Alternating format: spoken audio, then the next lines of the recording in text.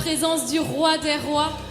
Et puis on va continuer sur cette lancée, on va dire à son voisin, oh, l'Éternel est ma force, l'Éternel est ma force. Et tu peux dire encore, il est le sujet de mes louanges. L'Éternel est ma force, il est le sujet de ma louange, de mes louanges. Pourquoi ? Parce qu'il m'a sauvé. Amen. Il nous a sauvés. Et c'est pour ça qu'on est en ce lieu ce matin, juste pour l'adorer, juste pour le remercier. Merci pour la vie, Seigneur. Merci pour mon frère, ma sœur qui est à côté de moi. Merci parce qu'ensemble, en ce lieu, on va te louer, on va te dire combien on t'aime, ô Éternel, combien tu es le sujet de notre louange, combien tu es notre joie. Amen. Allez, on prend ce premier chant ensemble que vous connaissez tous. Je m'écrie Alléluia. En tout temps, nous voulons célébrer le droit des rois. Amen.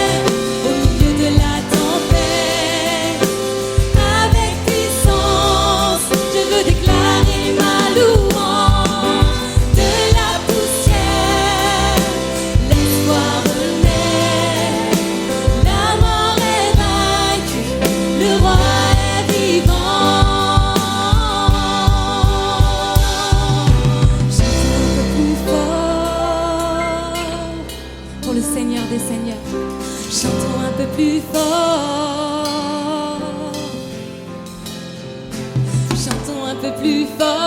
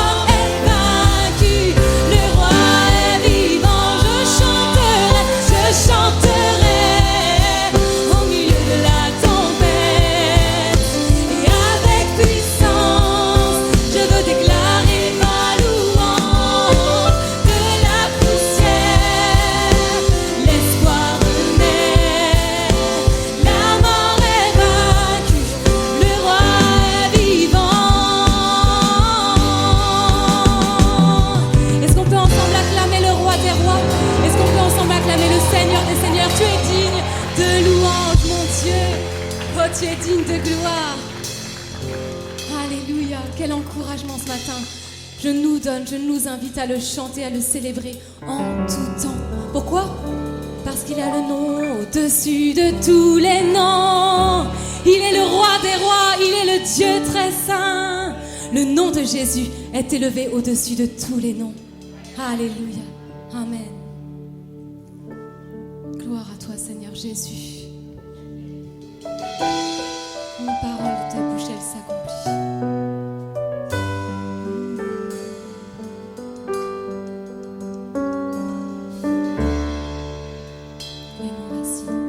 Les monts vacillent et s'effondrent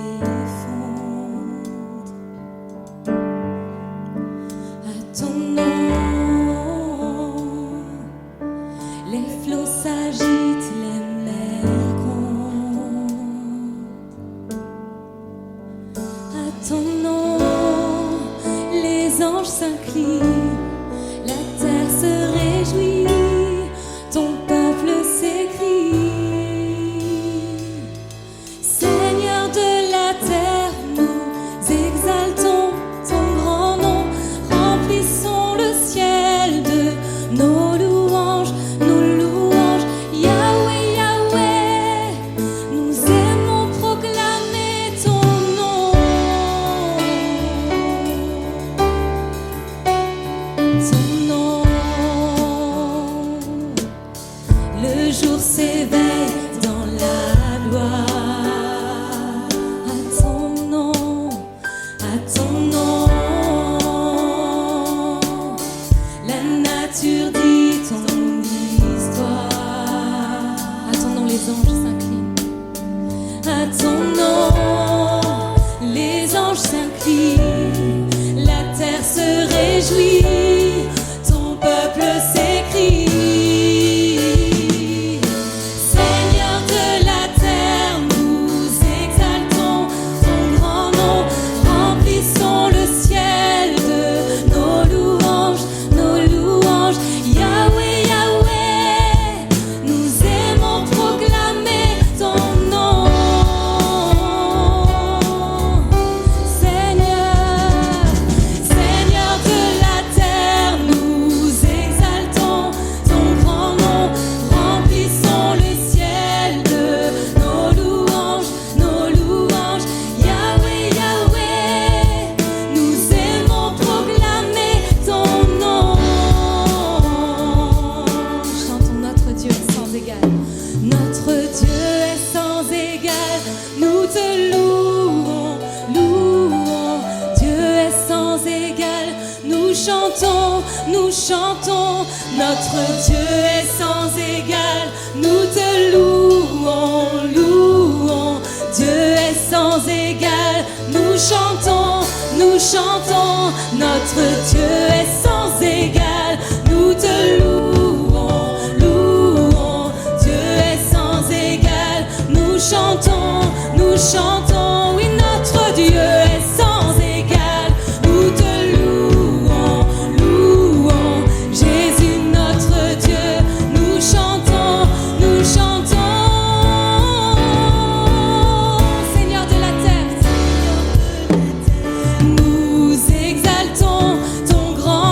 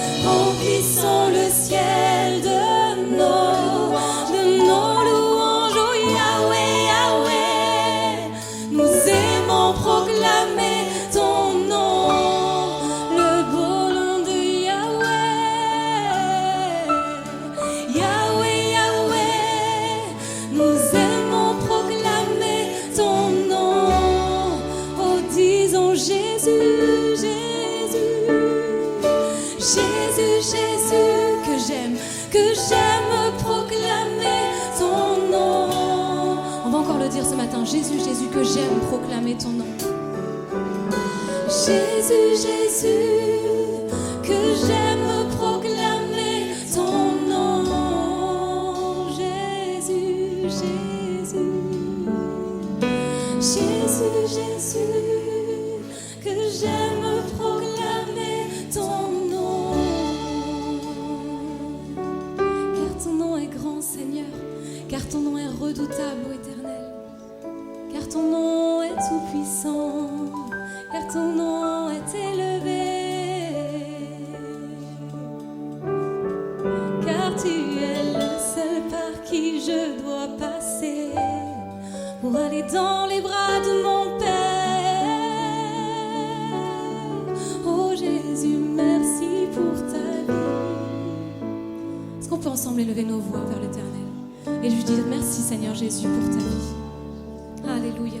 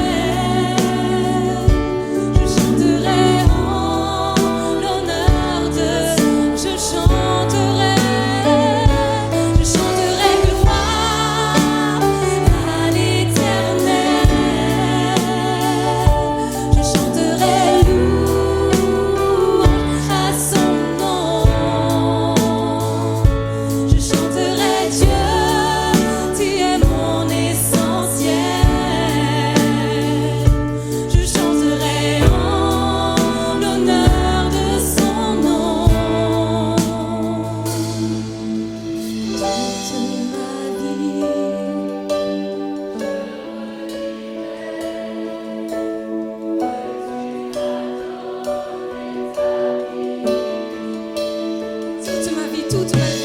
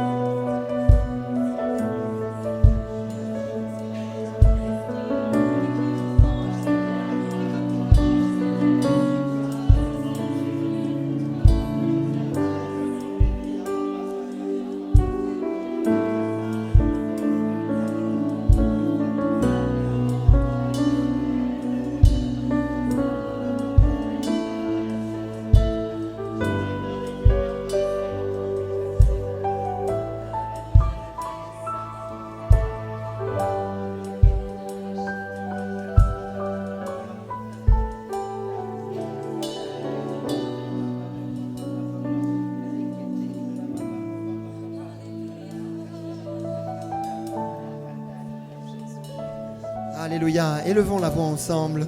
Alléluia. Bénissons notre Dieu.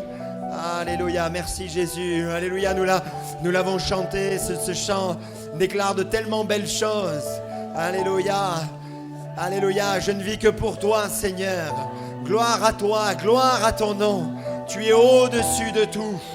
Alléluia. Même si tu as passé une semaine difficile, glorifie, célèbre, exalte ton Seigneur et ton Dieu. Alléluia Jésus. Alléluia. Alléluia Jésus.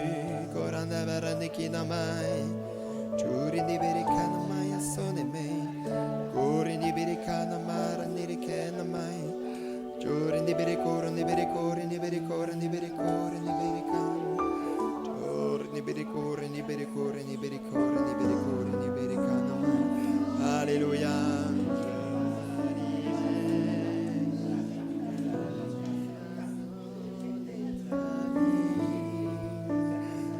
Alléluia. Toute ma vie, je redirai que tu as donné ta vie. Toute ma vie, je redirai que je ne niais le prix. Toute ma vie, je redirai que je ne vis que pour lui. Je chanterai gloire à l'Éternel. Alléluia, peuple de Dieu, célèbre ton Dieu.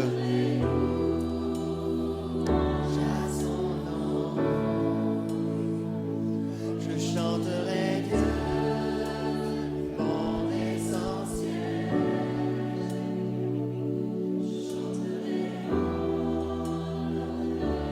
Son nom, je chanterai gloire à l'Éternel.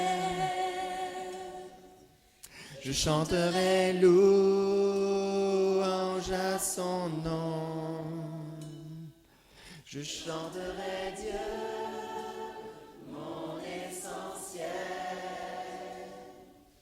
Je chanterai en l'honneur de son nom. Alléluia Jésus. Alléluia. Pendant que les frères qui ont été désignés s'approchent, la Bible nous dit ceci dans l'Apocalypse 17, sur les temps de la fin. La bête que tu as vue était et elle n'est plus. Elle doit monter de l'abîme et aller à la perdition. Et les habitants de la terre, ceux dont le nom n'a pas été écrit dès la fondation du monde dans le livre de vie, s'étonneront en voyant la bête parce qu'elle était et qu'elle n'est plus et qu'elle reparaîtra. C'est ici l'intelligence qui a de la sagesse. Les 7 têtes sont les 7 montagnes sur lesquelles la femme est assise. Ce sont aussi 7 rois. 5 sont tombés, un existe, l'autre n'est pas encore venu. Et quand il sera venu, il doit rester peu de temps. Et la bête qui était et qui n'est plus, elle est elle-même un 8e roi. Et elle est du nombre des 7 et elle va à la perdition. Les 10 cornes que tu as vues sont 10 rois qui n'ont pas encore reçu de royaume, mais qui reçoivent autorité comme roi pendant 1 heure avec la bête. Ils ont un même dessein et ils donnent leur puissance et leur autorité à la bête. Mais écoutez bien ce qui est dit. Ils combattront contre l'agneau et l'agneau les vaincra parce qu'il est le Seigneur des seigneurs et le roi des rois. Et les appelés, les élus et les fidèles qui sont avec lui les vaincront aussi. Amen. Gloire à Dieu. Choses se passent, se mettent en mouvement, mais nous avons que l'agneau. L'agneau, c'est le vainqueur. Alléluia. C'est lui qui règne pour le siècle et des siècles. Alléluia. À lui soit toute la gloire. Et nous qui avons accepté l'agneau, qui avons accepté le Christ dans notre vie, alléluia, nous savons que nous vaincrons avec lui, que nous régnerons avec lui, que nous serons dans la gloire avec lui. Et c'est là ce qui fait notre joie et notre espérance. Alléluia. Alors en prenant le pain et le vin, c'est pas rien ce que l'on fait. Hein. C'est une espérance. On prend ce pain et ce vin en se souvenant de ce que Christ a fait pour nous et de ce que nous vivrons avec lui pour l'éternité. Alléluia. Nous sommes unis les uns aux autres, puisque c'est le même pain, c'est le même vin.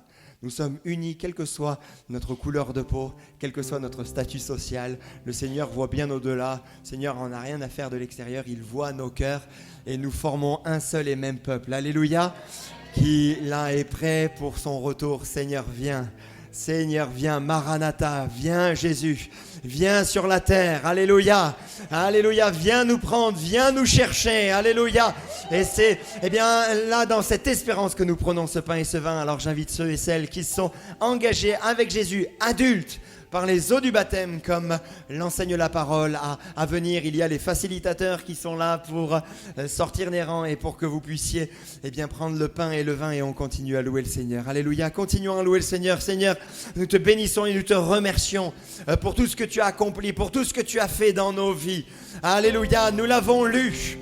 La bête se met en place. Certains ont reçu une certaine autorité, mais une autorité qui est limitée. Ils combattent l'agneau, mais l'agneau est le grand vainqueur. Et nous sommes avec l'agneau, nous faisons partie des vainqueurs. Alors nous glorifions ton nom. Alléluia, nous ne sommes pas intimidés ni par le diable, ni par les démons. Alléluia, nous ne sommes pas intimidés par ce qui se passe, parce que tout est entre tes mains, mon Seigneur. Nous sommes des enfants de Dieu, alléluia, et rien ne peut nous enlever cet héritage glorieux. Alléluia, rien ne peut enlever cet héritage éternel qui nous est réservé là-haut dans le ciel. Et nous avons déjà ici-bas les prémices de ta gloire, les prémices de ta présence. Merci mon Dieu, alléluia. Que cette coupe soit une coupe de bénédiction pour chacun, mon Seigneur, pour tous les enfants de Dieu. Merci mon Jésus, amen, alléluia. Là, prenez le temps là à votre place d'élever votre voix, de glorifier Dieu, alléluia, avant qu'on vous appelle, glorifiez le Seigneur, alléluia.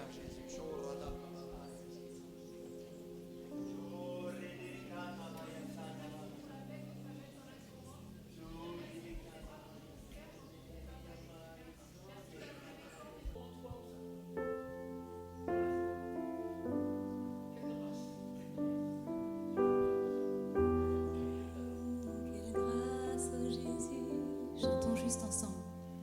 Digne est ton nom, Jésus, digne d'être loué, digne est ton nom, digne est ton nom, Jésus, digne d'être adoré, digne est ton nom, digne est ton nom, Jésus, digne d'être loué, digne est ton nom, digne est ton nom, Jésus, digne d'être adoré. Digne est ton dans les cieux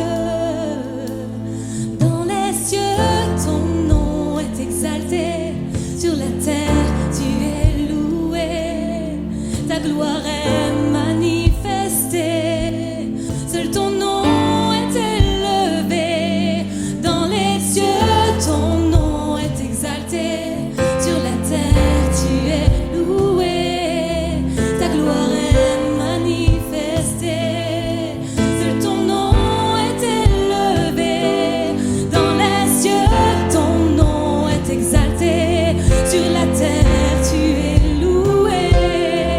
Et à l'église Nouvel Espoir, on loue le Seigneur. Seul ton nom est élevé, une dernière fois dans les cieux ton nom est exalté, sur la terre tu es loué, ta gloire est manifestée, seul ton nom, digne est ton nom, Jésus,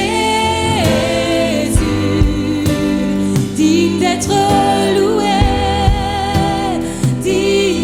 Ton nom, digne est ton nom, Jésus, digne d'être adoré, digne est comme une prière, digne est ton nom. Digne est ton nom, Jésus.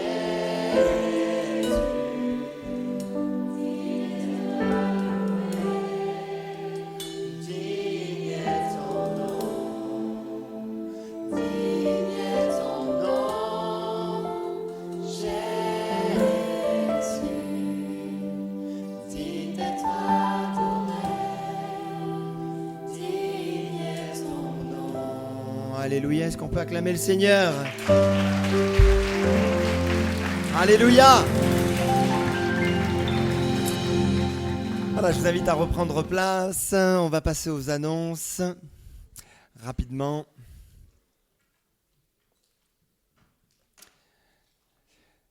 Si vous avez besoin de prière après le culte, donc la salle de prière est disponible avec une équipe pour prier pour vous accompagner également dans la prière. Donc n'hésitez pas à la fin d'y aller. Après le culte, assemblée générale extraordinaire, donc les membres de l'église, merci de retourner, enfin après à la fin du culte, de vite prendre votre petite enveloppe, signer pour que l'on commence notre assemblée générale extraordinaire. On a besoin du quorum. Si vous êtes membre de cœur même de l'église, vous pouvez rester pour voir ce qu'il en est. Vous faites partie de l'église, il n'y a pas de problème, donc vous pouvez rester. Mais pour les votes, il faut être membre donc de l'association. Foi et partage, mardi 14h30, on se retrouve. Le sport avec Laurent, mercredi 17h. Voilà. Soirée de prière, donc jeudi 20h en présentiel. Nous allons durant tout le mois parler donc de la prière et c'est la pasteur Manu qui va apporter le message jeudi soir. On aura une sortie d'évangélisation le 28 octobre, samedi 28 octobre à 14h. On ira dans la rue pour donner des petits flyers rescapés parce que le lendemain, nous avons donc rescapé qui vient. Donc ça va être un culte vraiment d'évangélisation. Il n'y aura pas donc de chant comme on a l'habitude, de scène, mais on leur laisse vraiment toute la place. C'est le moment pour inviter des personnes qui ne connaissent pas Jésus et c'est pour ça que la veille, on va dans les rues pour parler de cet événement qui est important et voilà, qu'ils puissent venir, qu'ils rencontrent Jésus-Christ. Juste après, rescapé, on fera une agape. Ça fait ça fait longtemps qu'on n'a plus goûté les spécialités des uns et des autres. Voilà tout ce que vous savez faire de bien. Donc on se retrouve après le culte pour manger tous ensemble. Ça a été demandé, plusieurs fois demandé. Ça nous permet de nous connecter. On a fait quelquefois des apéricultes là, mais vraiment que l'on puisse manger ensemble. Donc vous avez à la sortie une feuille d'inscription avec entrée, plat, dessert, boisson. Inscrivez votre nom, tout ce que vous prenez. Et que voilà, on sache déjà le nombre de personnes qu'il y aura et savoir où est-ce qu'on le fait. Est-ce qu'on le fait dans le couloir? Est-ce qu'on le fait en bas, dans le sous-sol? Est-ce qu'on le fait ici? Voilà, donc pour l'organisation, merci de vous inscrire. Donc c'est dans 2 semaines et notez ce que vous pensez faire. Tout ce que vous notez sur la feuille d'inscription est inscrit sur la feuille d'inscription également dans le ciel. Donc il faut en amener. C'est pas juste nous mettre l'eau à la bouche et dire ouais je vais faire un super truc, une moussaka ou un tagine de je sais pas quoi et que vous amenez rien, que vous amenez deux radis qui se battent en duel. Non, faut amener ce que vous écrivez. Merci d'avance. Collecte. Parce que si vous amenez pas, on vient chez vous. Voilà. Collecte pour le marché de Noël. Vous avez vu à la sortie, vous avez donc une grande caisse pour mettre. Est-ce que peut-être il y a une annonce à faire particulière? Laurence, non? Oui. Merci Laurence. Oui, bonjour.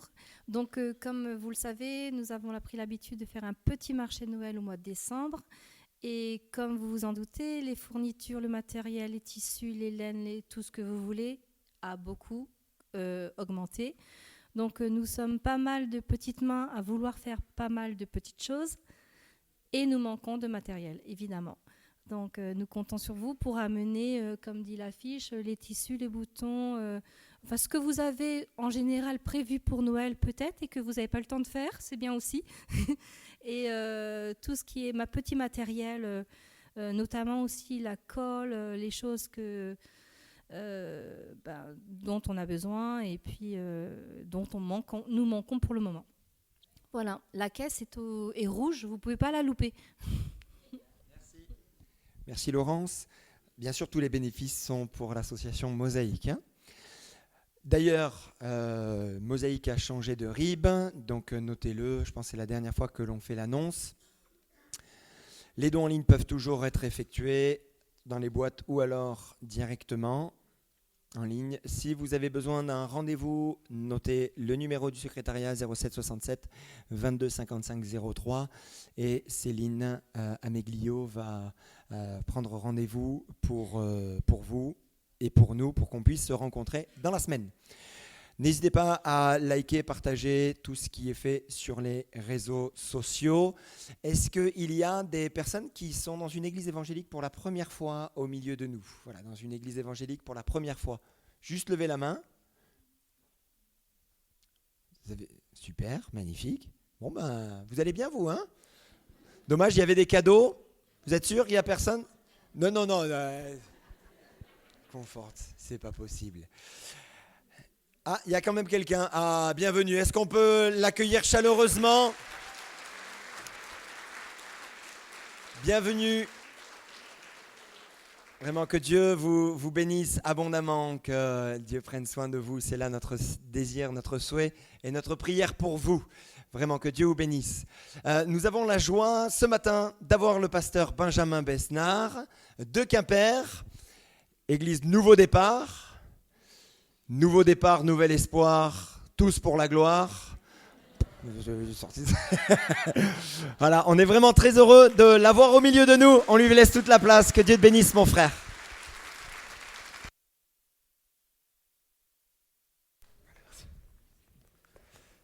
Bonjour à tous. Très heureux d'être parmi vous ce matin avec vous. Merci beaucoup pour l'invitation. Et je suis venu avec mon épouse et 2 de nos enfants, Ellie et Noah, et nous sommes très heureux de partager le culte avec vous, surtout moi qui ai un petit peu de racines ici. Certains m'ont connu tout petit, tout enfant, et je repensais pendant qu'on louait le Seigneur qu'il y a 30 ans, j'étais assis sur une des chaises ici, c'est là que le Seigneur a fait résonner son appel à mon cœur. Et je me dis, c'est incroyable quand même, le temps passe. Je ne peux plus dire que je suis jeune.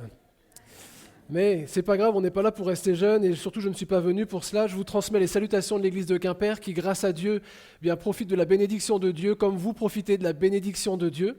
En plus, on a échange de pasteurs ce matin.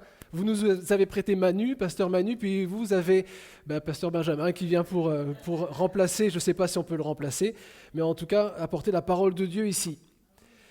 J'aimerais partager la parole de Dieu avec vous et je vais essayer de le faire d'une manière la plus claire possible. Est-ce qu'on peut mettre peut-être la diapo titre, merci. Le titre de mon message est « Une parole et un avenir ». Alors vous allez dire, bon, c'est classique, on connaît la parole, l'avenir. Et peut-être que certains vont un peu plus vite et se disent, alors ça veut dire qu'on peut avoir une parole et pas d'avenir ? Alors je ne spoil pas la fin du message, mais peut-être qu'on peut recevoir une parole de Dieu qui ne nous donne pas d'avenir, sans lendemain. Mais moi je veux parler d'une parole de Dieu qui nous donne un avenir, qui vous donne un avenir. L'Ecclésiaste dit dans son livre chapitre 7, verset 8, « Mieux vaut la fin d'une chose que son commencement ». Est-ce que vous êtes d'accord avec ça ? Vous êtes d'accord avec ça ? Les étudiants, vous êtes d'accord qu'il vaut mieux la fin des études que de commencer 5 années d'études ? On est content quand on a le diplôme et puis qu'on se dit c'est terminé pour ça, parce qu'après il y a d'autres choses. Alors les étudiants préfèrent le début ou la fin ? La fin d'une chose vaut mieux que son commencement.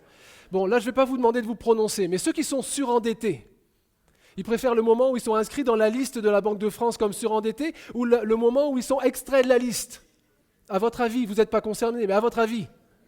Extrait, quand la fin de ce listage-là, ça fait quand même du bien.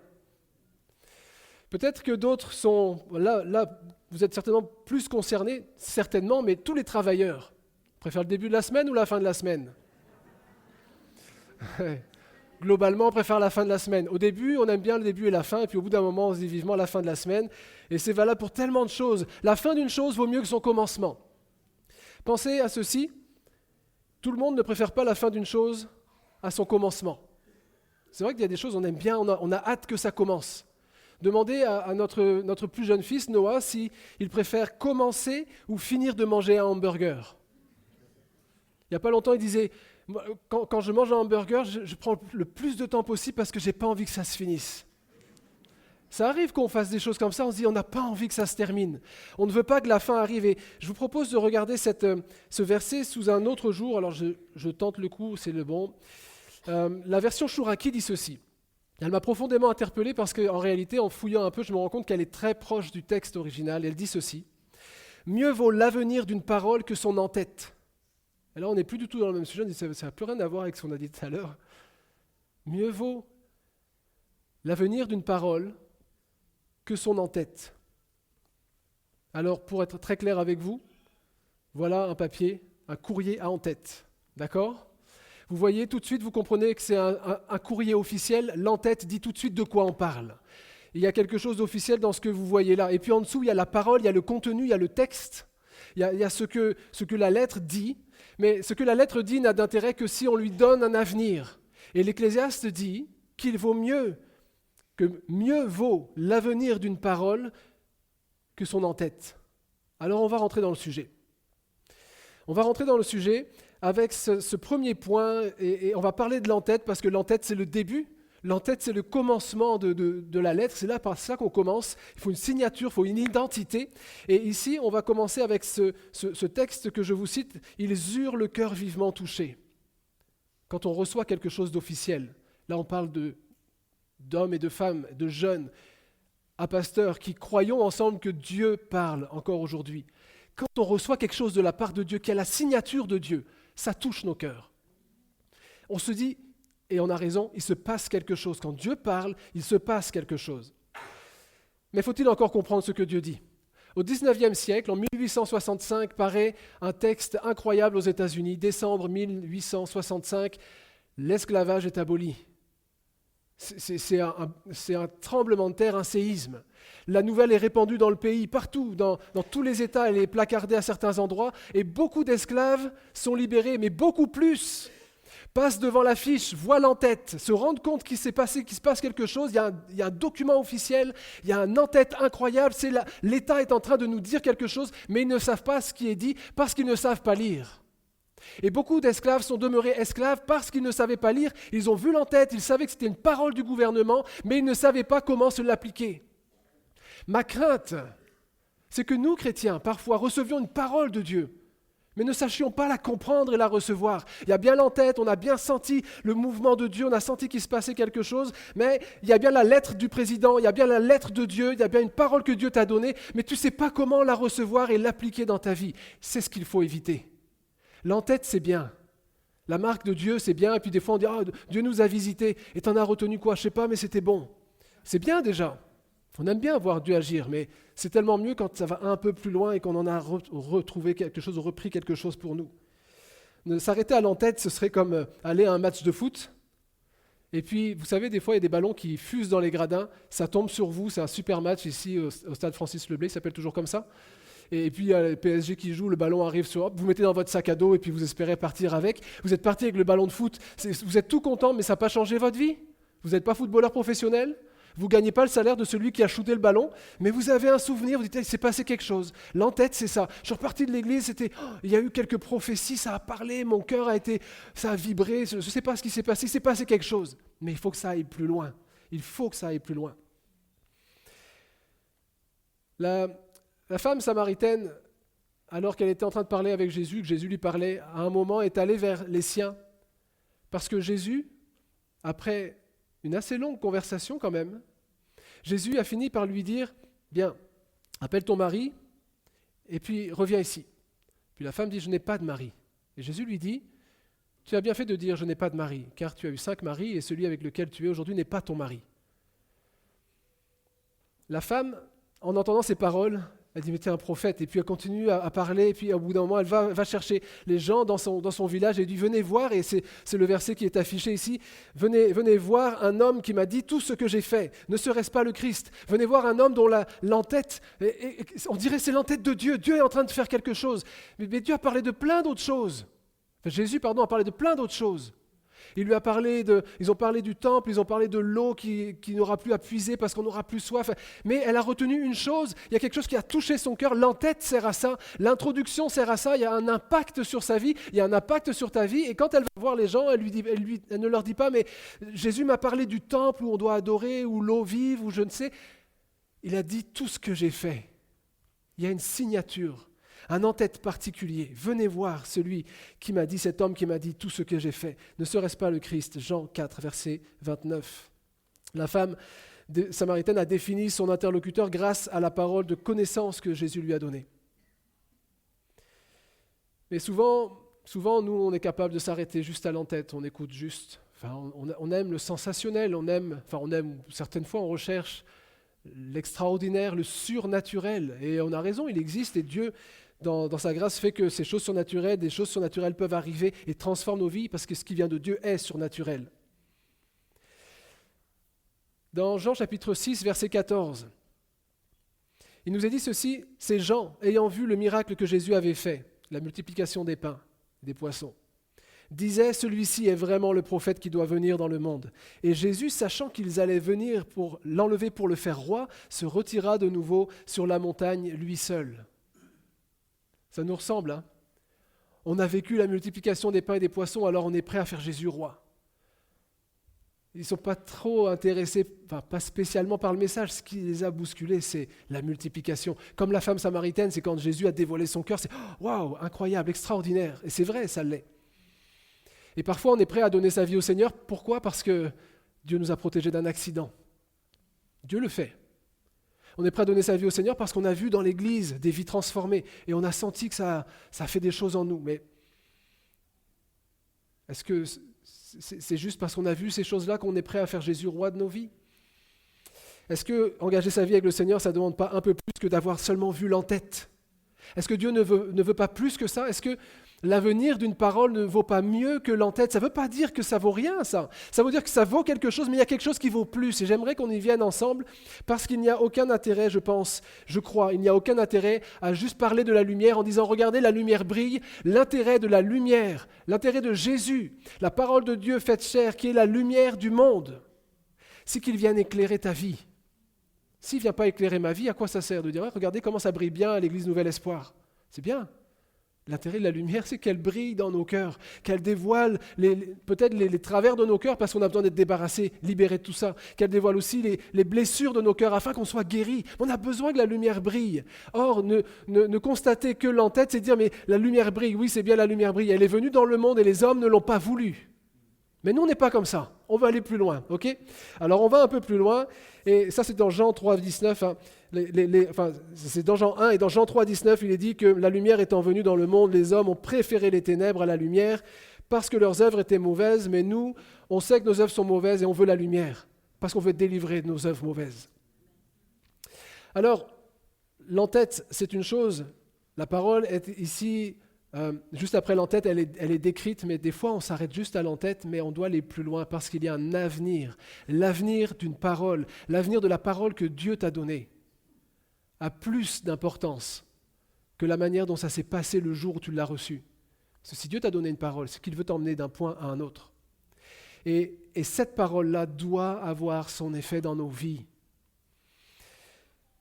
La portée de la parole dans nos vies va amener ou non un avenir, va donner ou non un avenir à ce que Dieu a prononcé, à ce que Dieu a dit.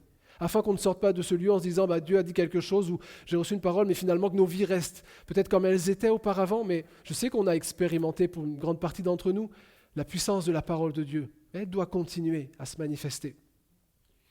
Ils eurent le cœur vivement touché, je l'ai cité tout à l'heure, cet extrait d'Actes chapitre 2, verset 37, et lorsqu'il est dit « ils eurent le cœur vivement touché », il y a une réaction derrière du peuple. En fait, ce qui s'est passé, c'est que des milliers de personnes étaient là, entendent la première prédication d'évangélisation de l'Église naissante. Pierre prêche un message simple, direct, et pas du tout consensuel. Il dit des choses, vous l'avez crucifié, mais Dieu l'a ressuscité en parlant de Jésus. Et il dit très clairement les choses. Puis à la fin de son message, des hommes se présentent devant lui, ils ont le cœur vivement touché, et ils disent « Hommes, frères, que ferons-nous » Parce que d'avoir le cœur vivement touché, ça ne leur suffisait pas.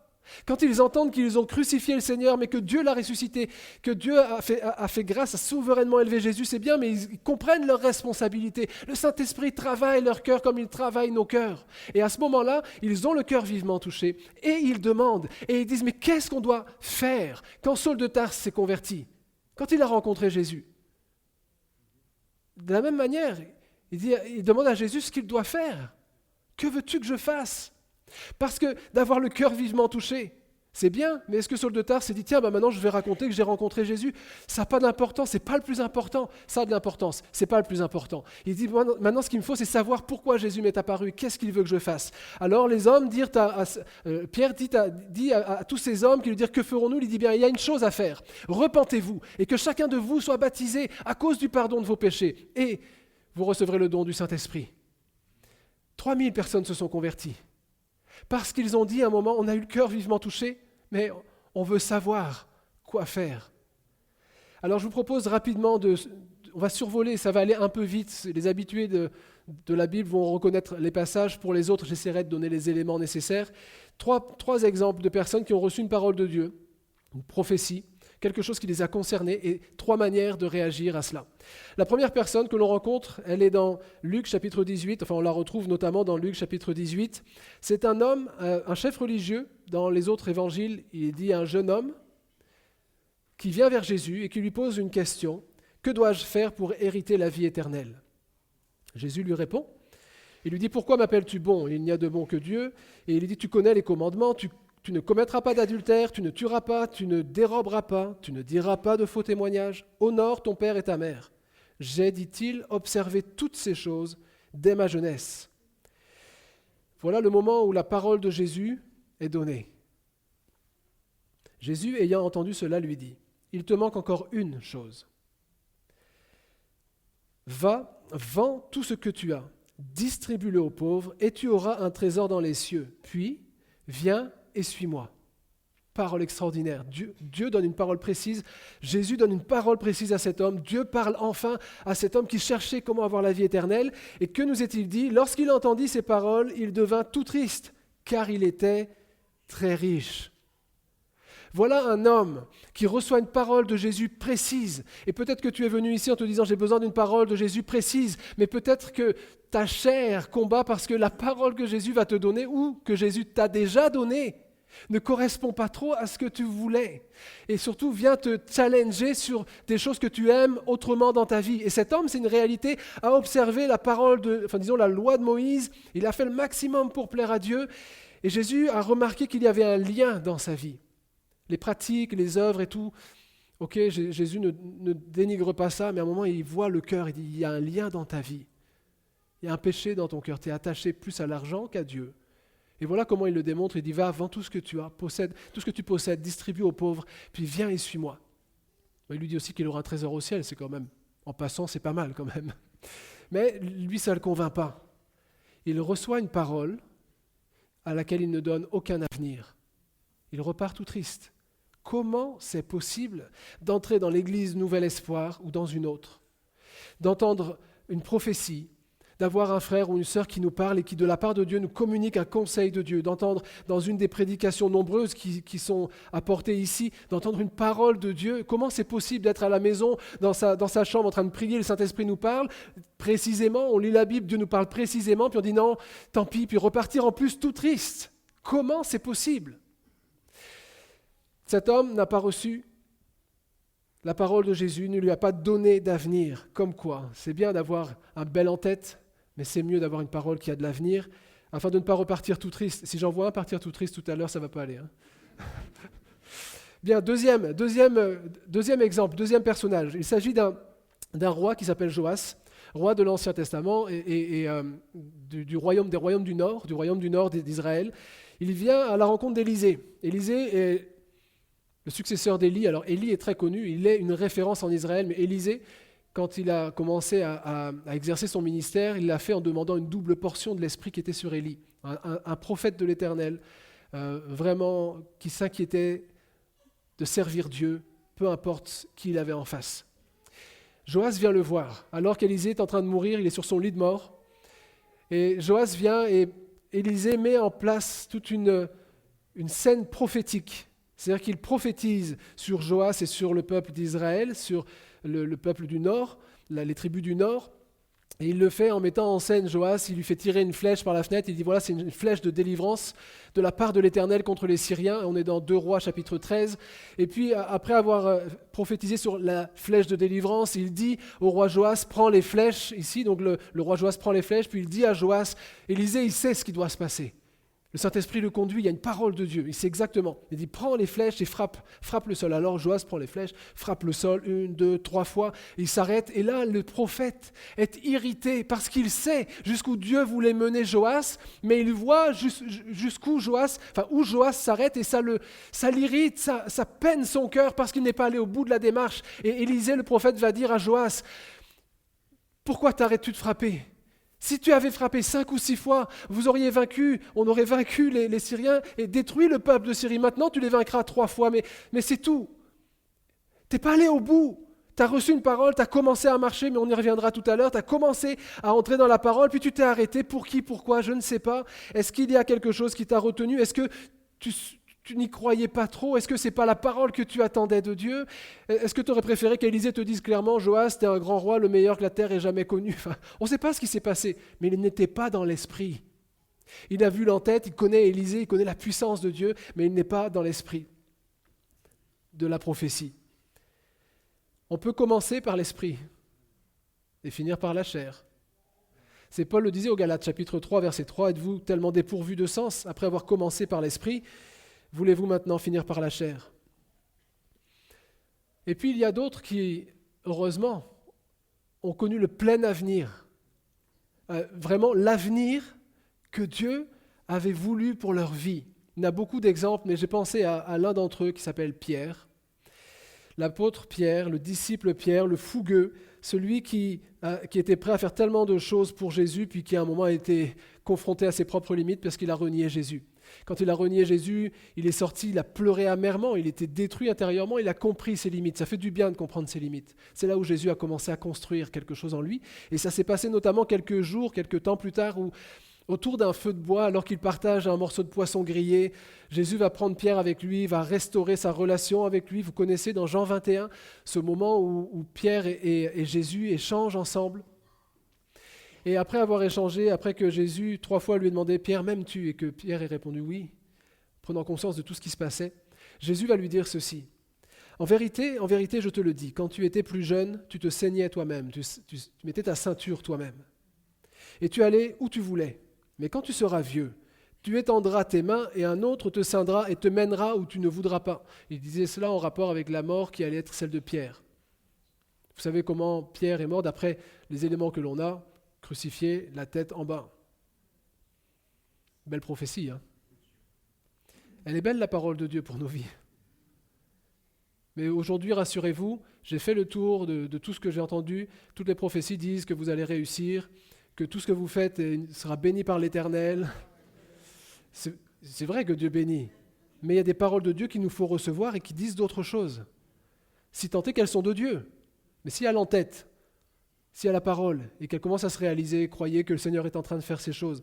Pierre reçoit cette parole et il ne refuse pas la parole. Pour dire, ah non, vous savez, quand Pierre a parlé à Jésus, à un moment, il dit, à Dieu ne plaise, cela ne t'arrivera pas. Et Jésus a dit, arrière de moi, Satan, ces paroles, ça, c'est pas de Dieu, c'est pas les pensées de Dieu. Pierre aurait pu refuser, non, je ne mourrai pas comme ça, au nom de Jésus. Ben non, c'est Jésus qui te le dit. Et il reçoit ça. Il accepte ça. Joas a été jusqu'à la moitié de la prophétie. Pierre a vécu toute sa vie avec cette prophétie qui l'a suivi, cette parole de Jésus qui l'a suivi, qui l'a marqué. Peut-être qu'il n'a pas pris conscience tout de suite, mais au fur et à mesure que les années passaient, quand tout à coup il s'est retrouvé devant le Sanhédrin quelques semaines plus tard, qu'on lui a défendu de parler au nom de Jésus, parce qu'on lui a dit que c'était quelque chose qu'il ne fallait pas faire, etc. On l'a menacé, il a dit, mais voyez, dites-moi, mais est-ce qu'on peut obéir aux hommes plutôt qu'à Dieu ? Mais non, et il a accepté de prendre un risque. Il est en train d'entrer dans sa vocation, pleinement dans sa vocation, quel que soit le prix que ça coûte. Un peu plus tard, on va le mettre en prison parce que les dirigeants avaient remarqué que la décapitation de Jacques avait produit un bel effet sur la classe politique ou dirigeante, religieuse ou non.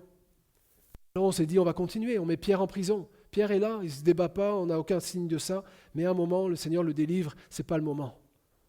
Il accepte, il marche, jusqu'à un jour où il mourra à cause de sa foi. Peu importe comment ça se termine, l'Ecclésiaste dit « Mieux vaut l'avenir d'une parole. Mieux vaut ce que produit une parole que son en-tête.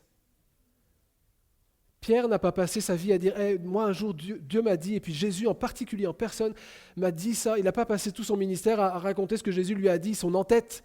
Il est entré dans la parole que Dieu avait donnée pour sa vie. Ça veut dire quoi? Se mettre à genoux tous les jours de sa vie s'il le faut, pour prier. Ça veut dire accepter les souffrances s'il le faut. Ça veut dire tenir ferme lorsque Dieu nous accorde la réussite et ne pas chuter dans l'orgueil s'il le faut. Ça veut dire accepter la maladie s'il le faut. Ça veut dire croire dans la guérison s'il le faut. Mais l'avenir d'une parole a plus d'importance que son en-tête, vaut plus que son en-tête. Je suis désolé, on m'a dit 35 minutes, ça reste sur 35 depuis le début, alors moi j'estime que j'ai le temps. Mais tu me fais un signe si... Non, je comptais, j'ai l'heure ici, je comptais sur le minuteur, mais dis-moi à quelle heure est-ce que ça se termine. Bon, je me mets quand même une limite. Je voudrais vous parler d'un syndrome. Un syndrome qui est dangereux. J'ai parlé tout à l'heure du roi Joas et j'ai dit on va en reparler un petit peu. Il y a un syndrome que je crois nous devrions identifier et dont nous devrions nous méfier. C'est le syndrome que j'ai appelé « This is the right place ». Ça dit quelque chose à quelqu'un? C'est de l'anglais. C'est le bon endroit, ça veut dire c'est le bon endroit. Et c'est une parole qu'a prononcée un certain président d'un groupe mormon qui partait de l'est des États-Unis vers l'ouest des États-Unis, Brigham Young, qui était le successeur de Joseph Smith, qui était mort d'une certaine manière juste auparavant dans une fusillade. Et donc il conduisait tout un groupe de personnes et quand ils ont traversé toutes les plaines de l'Amérique que l'on connaît, mais pas à notre époque, c'était au 19e siècle, ils l'ont traversé à pied, avec des carrioles tirées à la main ou avec des bœufs, donc ça a pris du temps, des semaines et des mois jusqu'à arriver là où ils voulaient aller. Beaucoup sont morts de maladie. Lui-même, le président Brigham Young, a échappé de peu à la mort et on lui a parlé d'un endroit, un lac salé qui est préservé, etc., qu'il n'y a personne. Ce serait bien pour établir votre communauté. Alors ils sont allés, et puis arrivé à cet endroit, il a vu un grand lac salé, effectivement, puis un bel arbre, comme un signe de vie au milieu d'un lieu de mort. Et il a dit, this is the right place. Ils se sont arrêtés là, ils ont construit leur communauté ici. Cet endroit s'appelle aujourd'hui Salt Lake City, aux États-Unis, Utah, et ils ont développé toute leur communauté à cet endroit-là. Un homme a marché il cherchait un signe, à un moment où il pouvait s'arrêter. Il s'est dit, on va marcher jusqu'à ce qu'on trouve le signe qui fasse qu'on s'arrête. Et ce syndrome-là, dans nos vies, est dangereux. Parce que vous savez que Jésus a dit, je suis le chemin, la vérité, la vie. Et le chemin mène où? Au Père. Donc, si je comprends bien, on ne devrait pas s'arrêter, en tout cas, on ne devrait pas s'installer pendant la route, cette route qu'on fait sur ce chemin, puisque la destination, c'est le Père. Mais parfois, on peut être tenté, quand on a ce syndrome-là, de chercher un juste milieu entre de là où on vient et là où on va, puis on se dit, on va se poser un peu, mais de vous à moi, on est parfois fatigué. C'est vrai que des fois, la vie chrétienne, la vie tout court, elle puise dans nos ressources, et puis on se dit, là, j'ai trouvé un bon équilibre.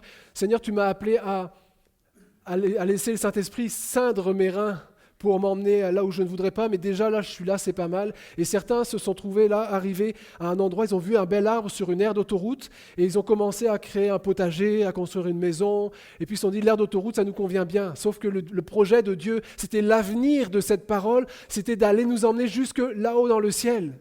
Je sais que Dieu nous donnera du confort, et il en faut, et il le sait. Je sais que Dieu vous donnera tout ce dont vous avez besoin. Le problème n'est pas là, il pourvoit tous nos besoins. La question c'est, est-ce que moi je vais prendre les devants pour dire Seigneur, j'en ai assez, j'ai trop fait ou je suis trop fatigué. Entre nous, je dis, mais dites pas trop fort, ça m'est arrivé de dire des choses comme ça. Parce qu'on a des moments d'intimité avec Dieu où on reconnaît nos limites, on a besoin de la fortification du Saint-Esprit, on a besoin d'être renouvelé dans nos forces. Mais que Dieu nous garde de nous installer parce qu'on a vu un arbre dans un endroit où il y avait du sel, on se dit c'est pas possible, il y a quelque chose de miraculeux, on va s'installer.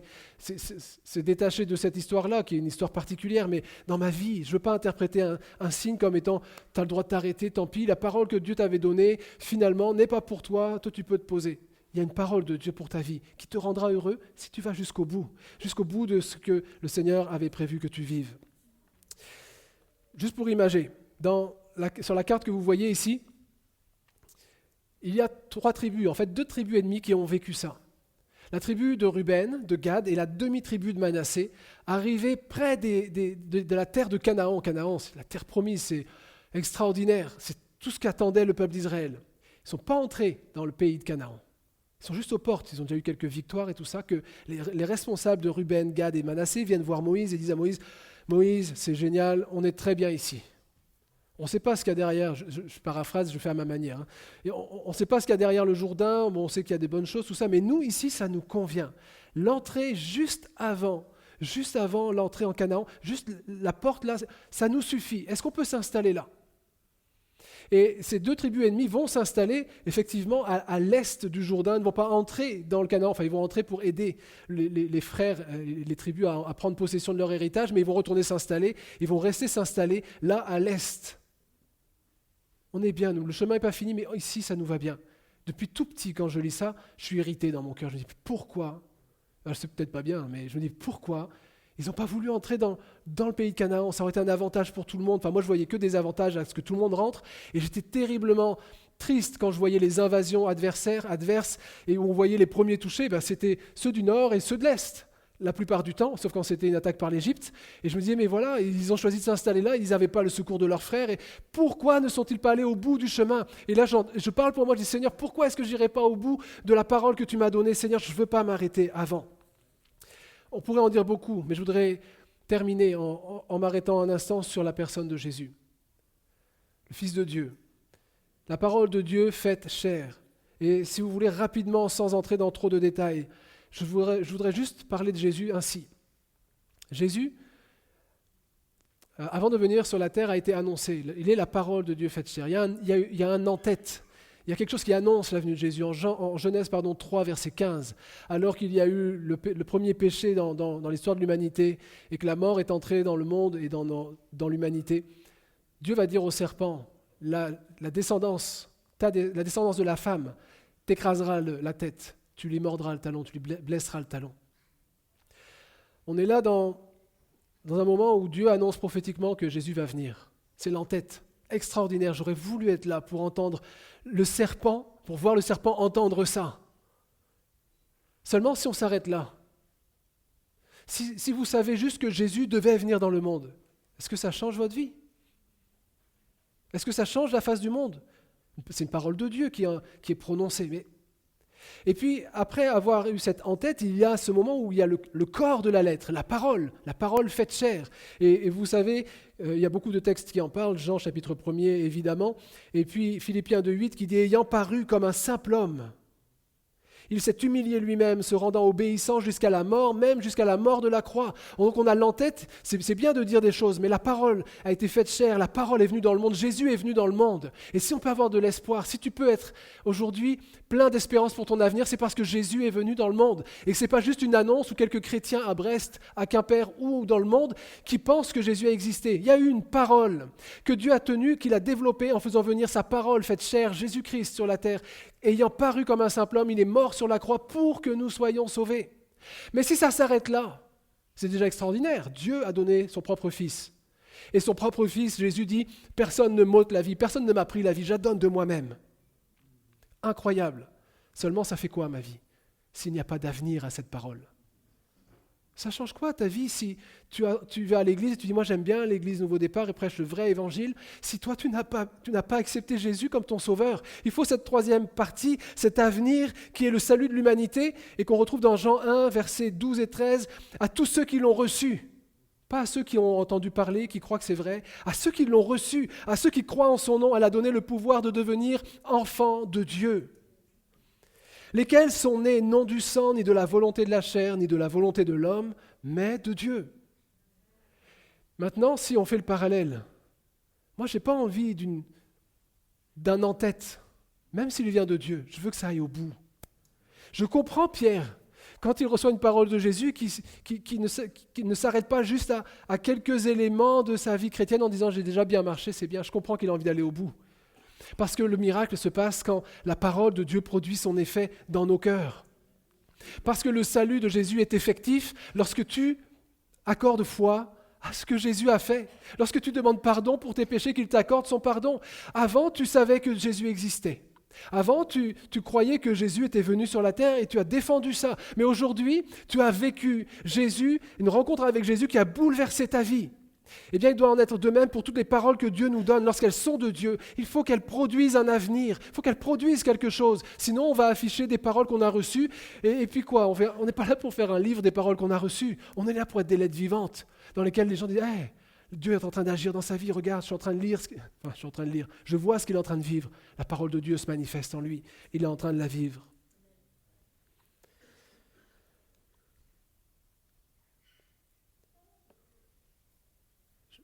L'apôtre Paul dit ceci: « Je suis persuadé que celui qui a commencé en vous cette bonne œuvre la rendra parfaite pour le jour de Jésus-Christ. » Aucun doute. Ce que Jésus a commencé, ce qui a été commencé en vous, en nous, ça va être achevé. C'est à lui qu'il faut faire confiance. Des fois, on a envie de s'arrêter. Des fois, on voudrait peut-être passer à autre chose, ça peut arriver.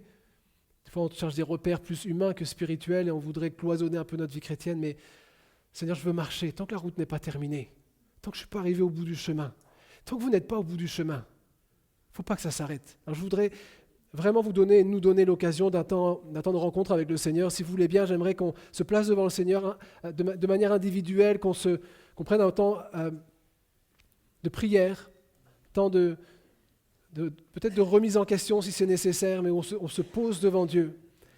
Et je voudrais exhorter chacun d'entre nous à ne pas se satisfaire simplement d'avoir senti la présence de Dieu. Je voudrais vraiment vous exhorter à ne pas seulement vous satisfaire de ce que vous avez vécu un jour dans le passé, mais pour ceux qui peut-être viennent pour une première fois ou viennent depuis peu de temps, mais qui n'ont pas encore donné leur vie au Seigneur Jésus, pour ceux qui observent les chrétiens, qui lisent la Bible et qui se disent « ça, c'est quelque chose que j'apprécie », mais qui aujourd'hui n'ont pas encore fait la démarche pour recevoir le pardon de leurs péchés. Je voudrais vous dire, acceptez Jésus et placez votre foi en lui. Je vous le dis, non pas parce que c'est quelque chose qu'il faut faire dans une église, mais parce que c'est le seul moyen d'être sauvé. C'est le seul moyen pour qu'il y ait dans ta vie de l'avenir et de l'espérance. Si quelqu'un aujourd'hui est venu en se disant « moi j'aime Jésus, je trouve que c'est un bon personnage, c'est vraiment sincère », ou « je découvre l'évangile, j'aime les chrétiens », mais que tu n'as pas fait cette démarche, vraiment je t'invite, là où tu es, à lever ta main, à dire moi ce matin je veux aller plus loin, je ne veux pas que la parole de Dieu soit qu'un en-tête, je ne veux pas que ce soit juste un livre que j'apprécie, une église que j'apprécie, je veux qu'elle porte du fruit dans ma vie. Si tu n'as pas encore vécu ça, si tu n'as pas reçu le pardon de tes péchés, que tu n'as pas encore donné ta vie à Jésus, lève simplement la main, dis Seigneur je vois ta main, je vois vos mains, oui, sur le devant aussi. Est-ce qu'il y en a d'autres qui veulent donner leur vie au Seigneur? Vous qui avez levé la main, est-ce que vous voulez bien, s'il vous plaît, vous mettre debout? Il n'y a pas de pudeur à avoir quand on est dans la présence de Dieu. On n'est pas en train de se regarder les uns les autres. On est en train de prendre une position devant les autorités, dans les cieux, dans les lieux célestes. Et on le fait debout ici, peu importe les gens qui nous entourent. C'est à la gloire de Dieu et c'est quelque chose qui se passe entre toi et Dieu maintenant. Je vais prier pour vous maintenant quelques instants. Seigneur, je veux te prier et nous te prions. D'abord, je veux te rendre grâce parce que tu as parlé au cœur, parce que ta vérité est venue frapper le cœur des uns des autres. Je te bénis pour chacune de ceux qui se sont levés maintenant et qui disent « je veux donner ma vie à Jésus ». Père, je te prie de venir et de leur accorder le pardon de leurs péchés. Chacune de ceux et celles qui maintenant, en se levant, reconnaît son péché, reconnaît qu'il a résisté, qu'il a patienté trop longtemps avant de te donner sa vie. Seigneur, pardonne ces péchés. Que ta vie, que ta parole produise en eux un avenir et de l'espérance, que leur nom soit inscrit dans le livre de vie tel que nous l'avons entendu, afin qu'ils puissent avoir la victoire avec l'agneau, avec le Seigneur des Seigneurs et le Roi des Rois. Seigneur, merci d'être mort pour nous, merci d'être mort pour eux, merci d'être venu les chercher ce matin pour les faire passer des ténèbres à ton admirable lumière. Merci de ne pas avoir brillé seulement au loin, tu éclaires leur vie, tu dénonces le péché dans leur vie, parce que tu veux les en délivrer. Et tu le fais au nom de Jésus. Amen. Amen. Est-ce qu'on peut se lever tous ensemble, s'il vous plaît? Puisque si certains se sont levés, mais pas tous, c'est que les autres ont déjà donné leur vie au Seigneur. Il n'y a pas d'autre choix plausible ce matin. Mais je voudrais aller un tout petit peu plus loin, parce que certainement que plusieurs d'entre nous avons marché sur le chemin, et j'en suis convaincu, on s'est arrêté à un moment. Peut-être pensant qu'on avait assez fait de chemin. Ça arrive que des fois on ose penser ça. Mais peut-être aussi fatigué d'avoir marché, d'avoir pris un coup, un deuxième coup, de ne pas voir très loin, parce que Dieu, lui, sait où il nous mène, mais nous, c'est parfois compliqué. Alors on a envie de faire comme ce groupe qui est arrivé à Salt Lake City, on voit un truc un peu particulier, on dit je m'arrête, je me pose ici. Mais si parmi nous, si parmi l'assemblée ici, il y en a qui ont commencé la route et qui se sont découragés en chemin juste, je voudrais vous inviter à reprendre la route, à croire dans l'avenir de la parole que Dieu vous a confiée. Dieu t'a appelé. Il t'a confié un appel particulier, il t'a donné une vocation particulière.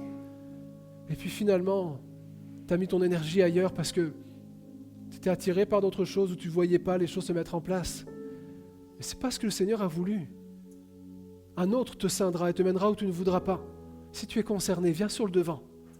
Juste quelques instants, prends la victoire et dis c'est fini, j'arrête de tourner en rond, j'accepte de reprendre la route, j'accepte de reprendre le chemin. Peut-être que c'est plus simple que ça, il ne s'agit pas d'une vocation en particulier, mais tu marches avec le Seigneur et tu t'es installé dans une vie chrétienne plus facile. Une vie chrétienne dans laquelle finalement tu as trouvé tes repères, un dimanche à l'église, un texte dans la semaine, tu aimes Dieu, mais ce n'est pas la vie à laquelle le Seigneur t'avait appelé. Tu le sais. Cette parole de Jésus est un peu comme celle qui a été donnée au roi Joas, tu as tapé 3 fois, mais Dieu avait prévu tellement plus. Si tu veux renouer avec le Seigneur, si tu veux que la parole de Dieu donne un avenir à ta vie, et que clairement tu dis ce rendez-vous, là ce matin c'est un rendez-vous pour moi, viens sur le devant, venez sur le devant. Là, venez maintenant, sortez des rangs, venez simplement sur le devant. C'est important de prendre position. On préférerait tous que personne ne nous voit, mais on est entre frères et sœurs. Ce qui compte, c'est que le Seigneur voit votre démarche. Ce qui compte, c'est que l'adversaire se dise « hop, hop, hop, là il y a une réaction ». Ceux qui s'étaient installés sont en train de se positionner, de reprendre le chemin. Et on va prier avec vous. Le pasteur Philippe a prié, je prie avec vous, on va prier ensemble. Parfait, on va prier l'équipe de frères, de sœurs qui prient ici viendront prier. Venez encore sur le devant, il y a de la place. On va prier courtement, mais on va prier avec vous. Ne partez pas de ce lieu avec le sourire, avec la joie d'avoir repris la route. Amen. Amen. Alléluia. Et l'Église prie, on prie ensemble. Voilà, les anciens s'approchent également. Alléluia, pour prier.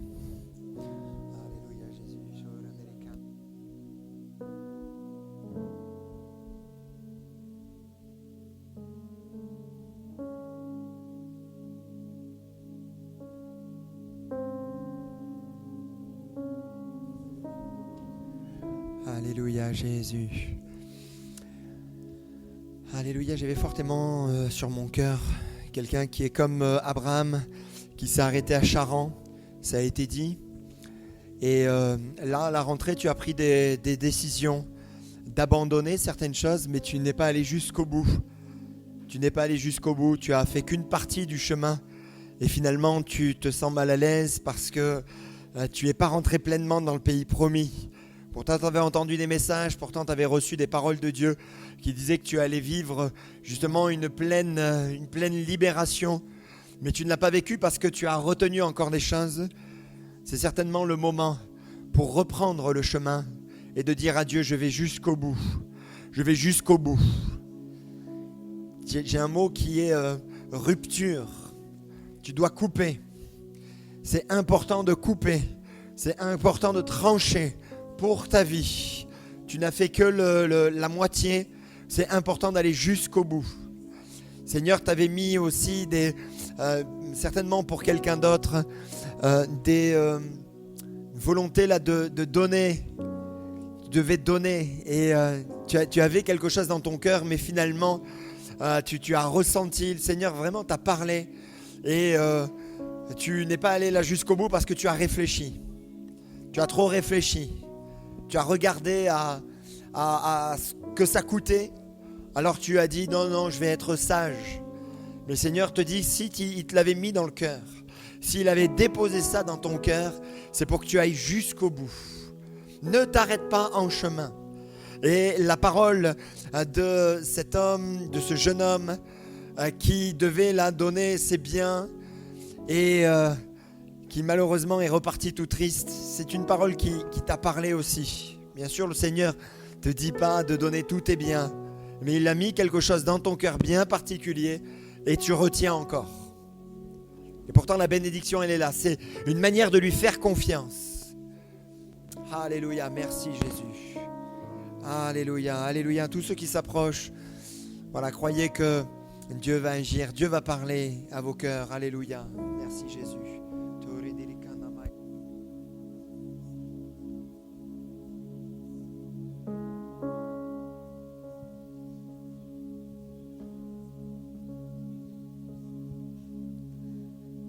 J'entre dans le sein des saints, j'entre par le sang de l'agneau, j'entre pour t'adorer, toi seul, j'entre pour honorer, j'entre dans le sein des saints.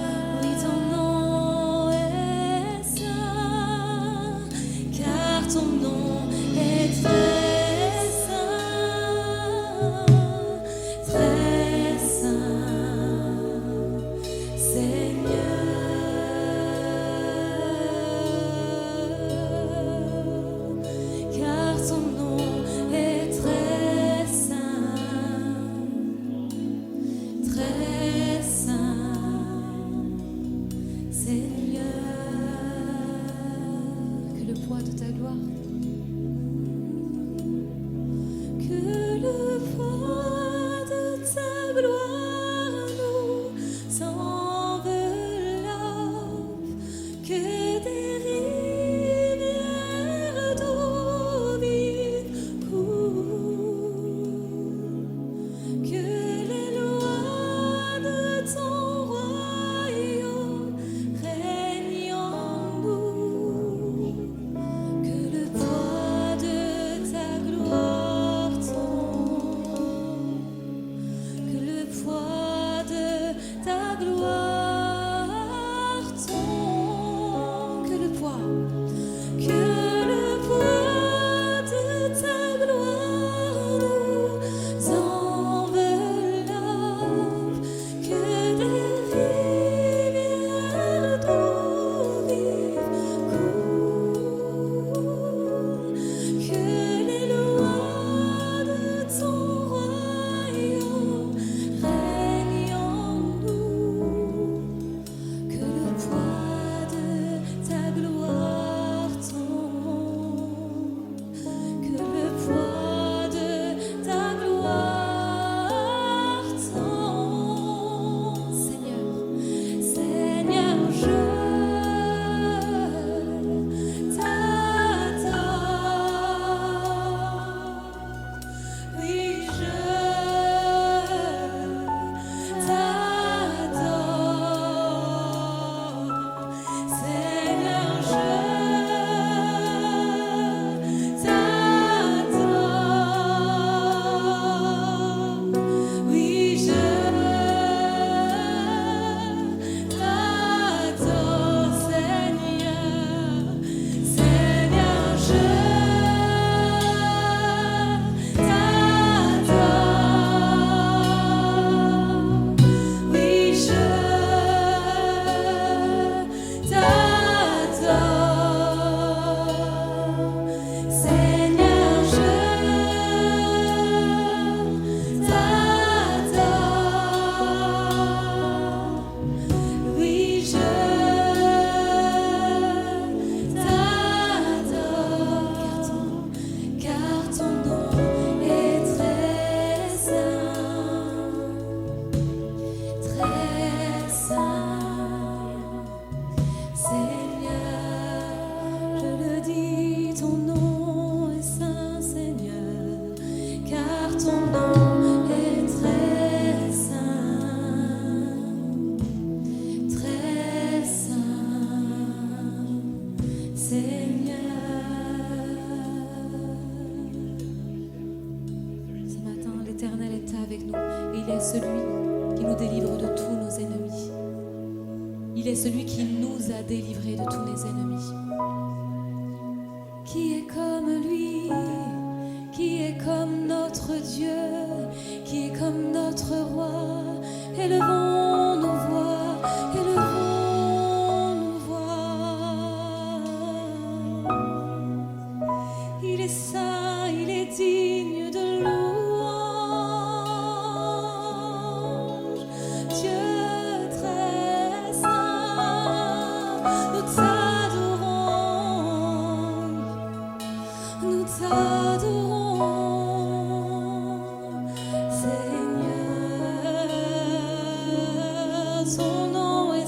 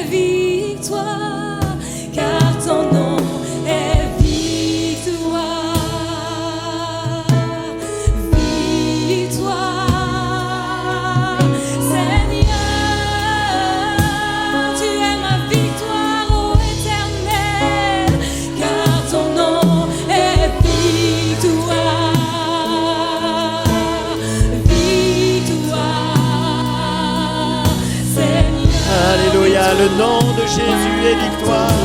Puissant, car ton nom est puissant.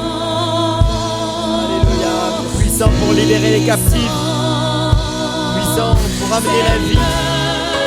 Oui, ton nom est puissant, mon Dieu, car ton nom est puissant,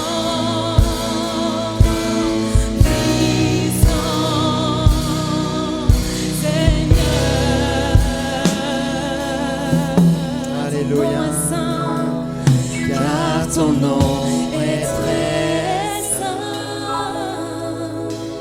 très saint, Seigneur.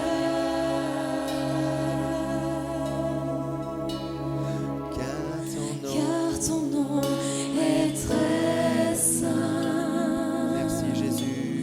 très saint, Seigneur.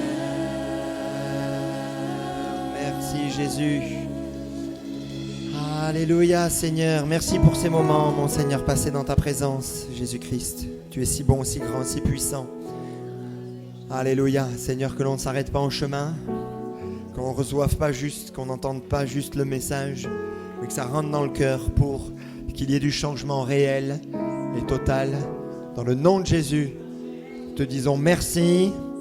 Amen. Alléluia, gloire à Dieu.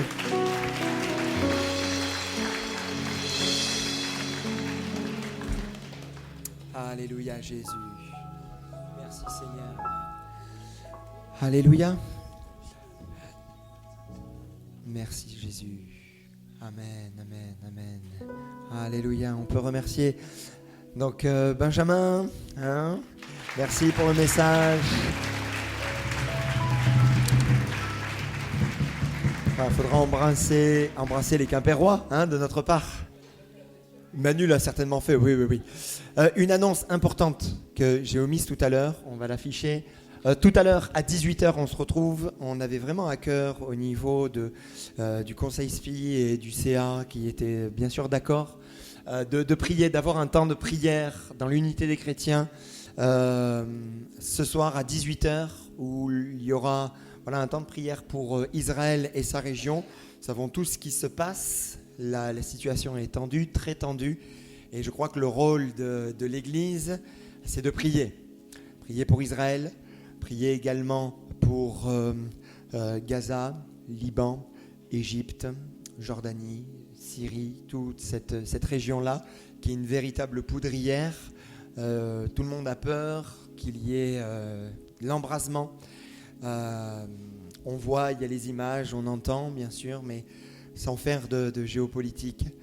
Nous sommes là pour prier. On doit prier. Croyons qu'il y a des promesses, oui, pour Israël. Les choses se mettent en place, sont mises en place. On sait qu'il y aura un temps où l'Église ne sera plus, elle sera enlevée et Israël devra continuer le travail. Mais là, nous, on est encore là et notre rôle, c'est de prier et c'est d'intercéder pour que Jésus se révèle au cœur. Qu'il soit juif, qu'il soit musulman, qu'il rencontre Jésus. Parce que c'est lui le seul prince de la paix qui peut amener la paix. Donc on le fera en plusieurs parties. On priera pour Israël. Nous prierons pour l'ensemble de la région. On se laissera vraiment conduire par le Seigneur avec des promesses. Parce qu'il y a des promesses bibliques pour toute cette région. Et des promesses que nous lirons, on priera. Et on priera également pour la France.